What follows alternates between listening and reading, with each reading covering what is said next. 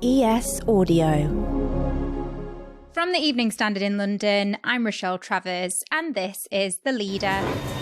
Please mind the gap between the train and the platform. Transport for London might be in trouble. The Mayor of London's Transport Authority has been trying to come up with a deal with the government, and it's all on a bit of a knife edge.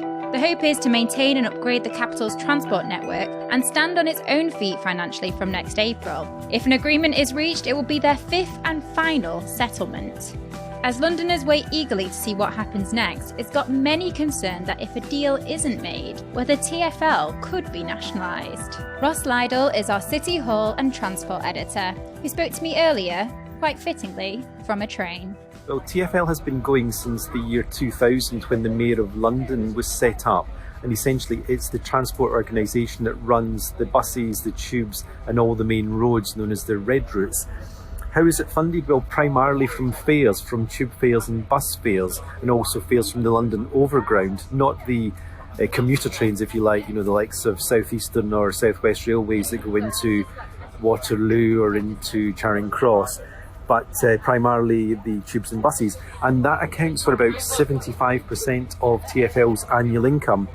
Extra income comes from some commercial activities such as rent for the little shops that you see in tube stations, from advertising primarily, all those electronic boards you might see at Piccadilly Circus Station or at Euston Station, and also there is a substantial amount of money that comes from the government each year in grants. How much financial trouble is TfL currently in? Quite a lot right now, and it has been in a substantial amount of trouble ever since the start of the pandemic. Why has that been? Essentially because the number of people travelling and the fares income that has come from those journeys has plummeted. Back at the start of the pandemic, it seems a long time now, but back at March 2020, the government advice was, of course, to work from home, not to get on the tubes, not to get on the buses. Only really key workers were advised to use public transport, or the public in general was advised to free up the buses and tubes just for key workers and also to minimise the spread of COVID.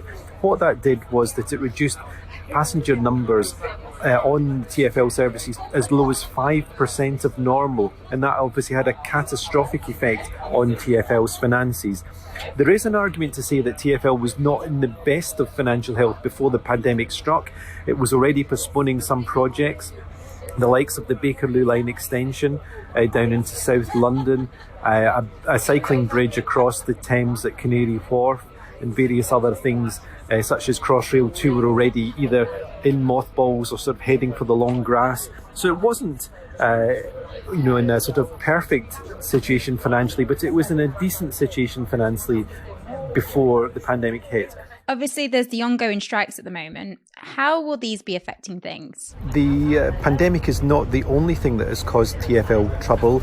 It's also had to cope with a whole series of strikes, primarily from the RMT union, and this is over concerns about the staff pension scheme. As part of the terms of the various bailouts that TfL has had, and we'll talk about those a little bit later, one of the conditions is that TfL is required to review its pension scheme. Basically, it costs TfL around £400 million a year in contributions to this staff pension scheme. The government thinks that's too much money going on staff pensions and that the contributions should be reduced, and that the way to save money is to reduce the pension contributions rather than to axe bus routes. However, the RMT and its sort of 10,000 odd members at TfL and on the London Underground have taken grave objection to this. Although there isn't actually a specific proposal on the table to change the pension scheme, there are great concerns among staff that their pensions will become less lucrative in the future, or certainly for any new members, and hence we will have another tube strike next Friday. There are also strikes happening on the national rail network. Now, these don't relate directly to TfL, but they do have a knock-on impact. For example, there's going to be a strike tomorrow, Saturday, that's called by ASLEF, the train drivers union, affecting 9 rail companies across the UK. Now, one of those rail companies is the London Overground. So that means that on Saturday, there will be no London Overground trains in London, and of course, no fares revenue coming to TfL from that.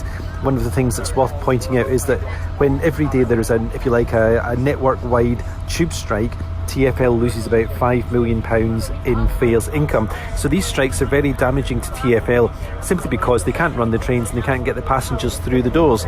Ross, just walk us through this crucial TfL deal. What's happening exactly? In terms of the details of where we are now with the deal or the bailout that TfL is desperately seeking, it's essentially now seeking its fifth and final bailout from the government. It would like around £900 million in day-to-day revenue to get it through until the end of next March, which would essentially allow it to keep running the tube trains and the buses. And it also wants a capital deal, as it refers to, of around £3.6 billion. Now, this is for major infrastructure projects. It's, to repair roads and bridges that sort of crumble and fall apart. It's to provide new signalling on the Piccadilly line, for example.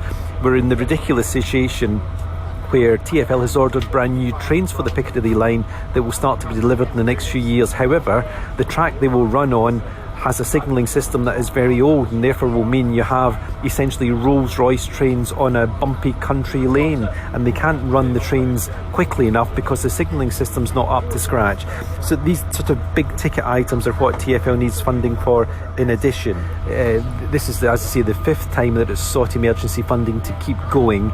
The latest we hear is it's not likely to be sorted until early next week. Now, there had been hopes that the bailout would have been agreed at some stage this week.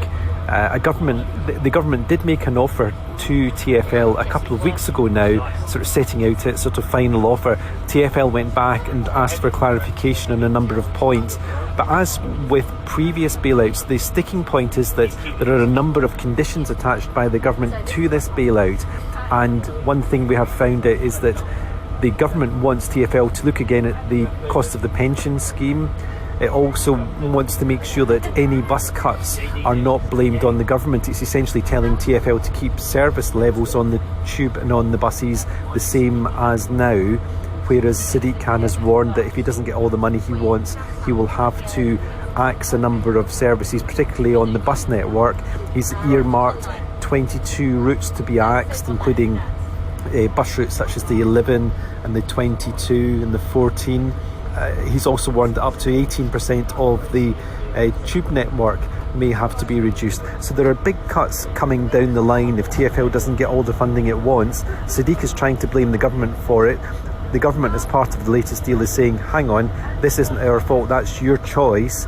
Don't pass the blame back to us. So that's why there's such a sticking point just now. It's a complex offer from the government, and also essentially both sides are trying to make sure that neither ends up with the blame when it actually sort of comes out in this sort of shake-up and some services are cut.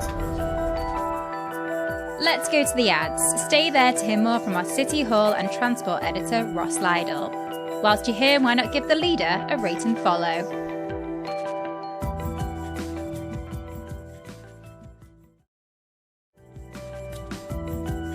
Welcome back.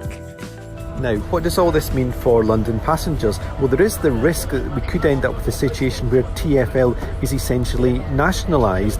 It's obviously run as an arm's length public organisation just now, run out of City Hall effectively, or under the Mayor's control.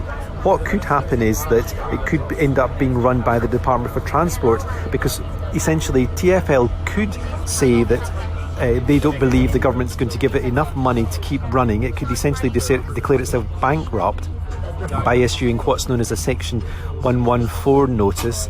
However, while that would be seen as a sort of the nuclear option for the Mayor in trying to bring things to a sort of dramatic conclusion and seek to blame the government for not funding TfL properly, what seasoned observers have said is that that would be a very bad move by the Mayor, because essentially he would lose control of the tubes and the buses, and we wouldn't know when actually he would ever get that back. So there'd be a massive loss of control for the Mayor, much less power. Essentially running the transport network is his main power as Mayor. So there is this sort of nightmare scenario for City Hall that TfL could be taken off its hands.